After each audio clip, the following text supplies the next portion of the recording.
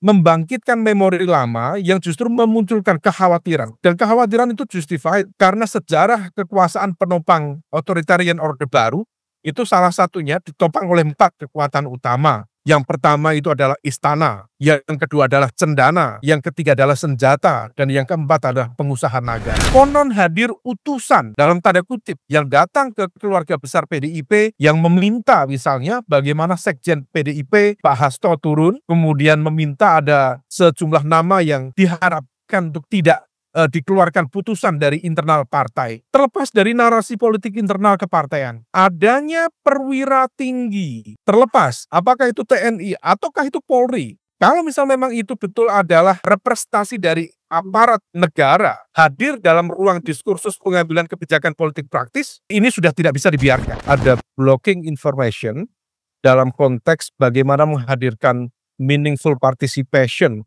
dalam proses legislasi itu kemudian kurang teroptimalkan secara baik.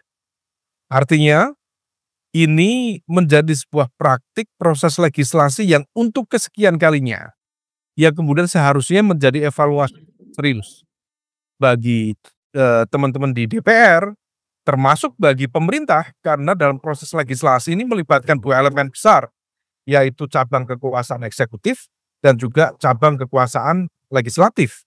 Maka seharusnya proses itu sebaiknya dibuka secara gamblang, sehingga kemudian poin-poin yang kemarin direspon secara kritis oleh teman-teman dari civil society bisa terkanalisasi dengan baik. Kalau memang betul misalnya ya tadi disampaikan oleh Pak Menteri Pertahanan ya, Pak Syafri Samsudin, pasca pengesahan bersama Mbak Puan, Ketua DPR RI, disampaikan bahwa tidak ada apa yang menjadi kekhawatiran dari teman-teman civil society terkait dengan wajib militer, terkait dengan konteks potensi hadirnya dui fungsi ABRI atau dui fungsi TNI, itu disampaikan tidak ada.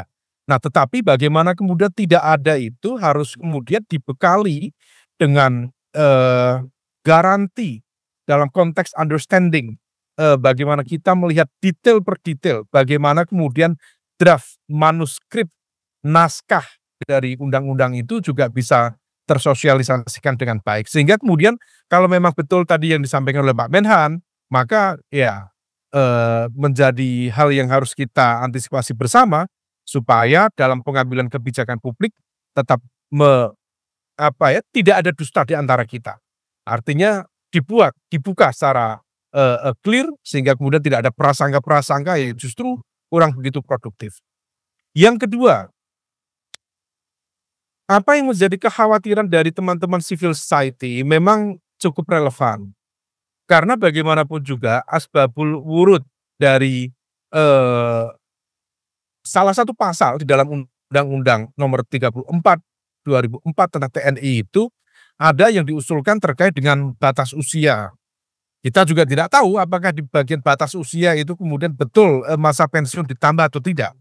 Sementara di saat yang sama kita tahu bahwa menurut sejumlah anggota legislatif yang ada di DPR sekarang, ada cukup banyak perwira madya termasuk juga perwira tinggi yang non-job, yang tidak memiliki posting jabatan yang clear. Artinya apa? Tidak terberdayakan. Padahal negara itu sudah investasi cukup lama dan mahal untuk mendidik mereka, melakukan training, sehingga kemudian kapasitas-kapasitas terbaik mereka kurang begitu teroptimalkan dengan baik. Nah, ini yang justru menjadi agak kontraproduktif. Di saat banyak yang non-job, maka kemudian ada ide untuk memperpanjang masa pensiun itu. Nah, maka memang tafsirnya bisa cukup beragam. Maka kemudian dibukakan misalnya potensi-potensi pos dari yang sebelumnya sekitar 10 ya, kemudian menjadi 14 di lembaga negara atau kementerian, itu kemudian bisa menjadi tempat untuk penempatan para kader-kader terbaik atau para prajurit atau perwira-perwira terbaik dari TNI. Tetapi sekali lagi bahwa kita juga harus memahami sejarah reformasi itu jangan sampai kemudian menjadi cerita lama yang usang. kita tetap harus kemudian mencermati itu sebagai sebuah koreksi sejarah yang jangan sampai kemudian terulang lagi.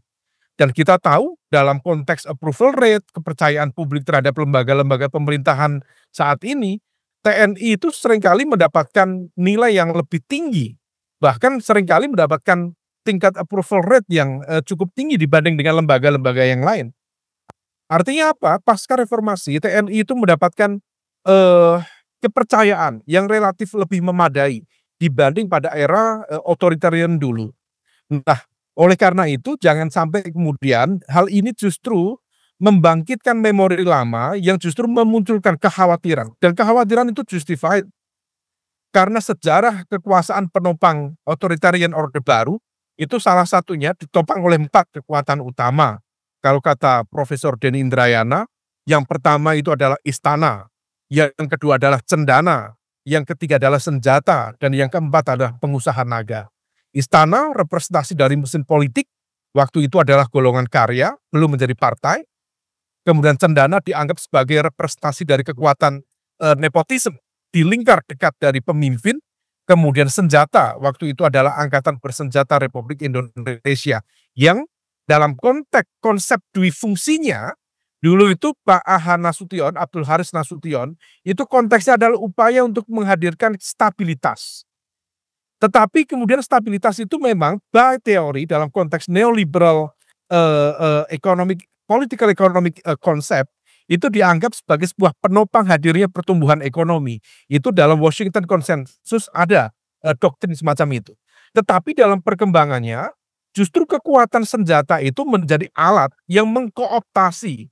Bagaimana kemudian good governance tidak hadir, akhirnya nalar kritis masyarakat tidak hadir, kemudian ketakutan di mana-mana terjadi. Nah, ini yang kemudian kita tidak ingin kemudian situasi itu kembali terjadi. Oleh karena itu, reformasi TNI adalah sebuah legacy yang sangat baik dari gerakan reformasi, jangan sampai itu terkhianati.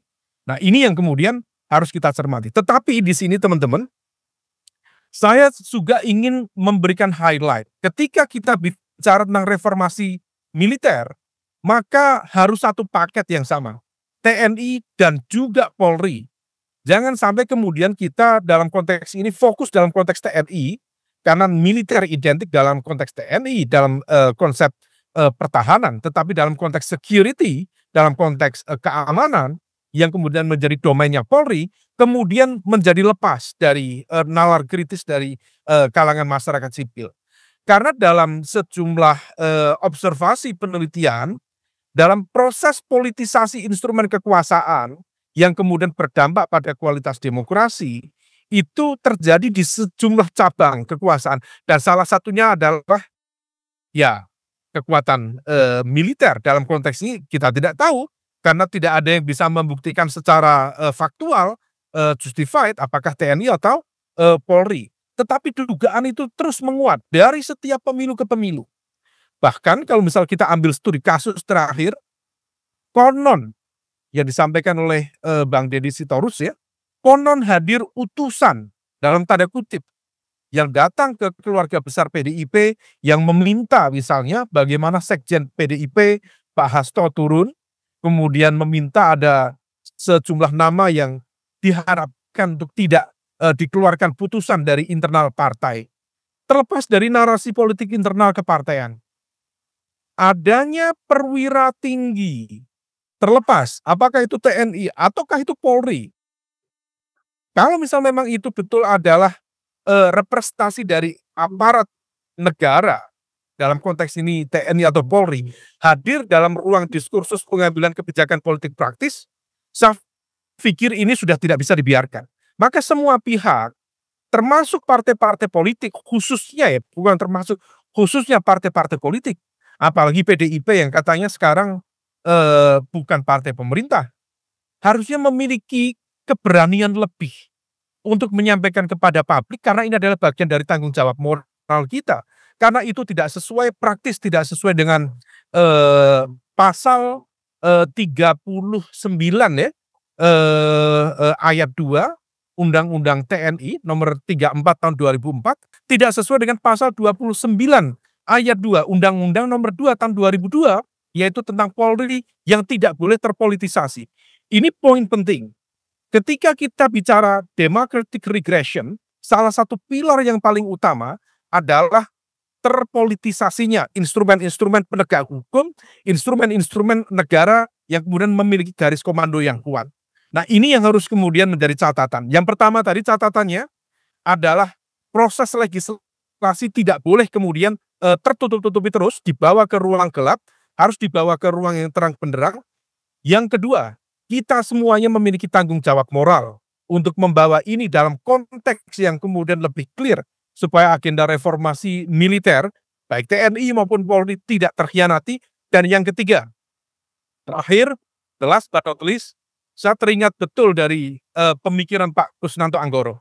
Beliau mengatakan bahwa faktor yang mendorong militer, baik TNI maupun Polri, terlibat di dalam politik adalah ketidakdewasaan dan lemahnya kredibilitas dari politisi sipil. Nah, ini yang kemudian harus menjadi wake up call. Kalau bicara civil supremacy, maka kekuatan-kekuatan civil society termasuk kepemimpinan politik dari unsur sipil juga harus kuat. Kalau kemudian sipil kuat, dengan kekuatan civil supremacy itu signifikan, maka apa yang kemudian kita khawatirkan tidak akan terjadi. Ini menjadi ruang refleksi bagi kita semuanya. Semoga momentum ini menjadi lebih baik dan kita kemudian bisa semakin merekatkan barisan untuk tetap berada dalam satu agenda yang sama, yaitu perbaikan dan juga reformasi untuk Indonesia yang lebih baik ke depan. Saya pikir demikian. Sekian. Wassalamualaikum warahmatullahi wabarakatuh.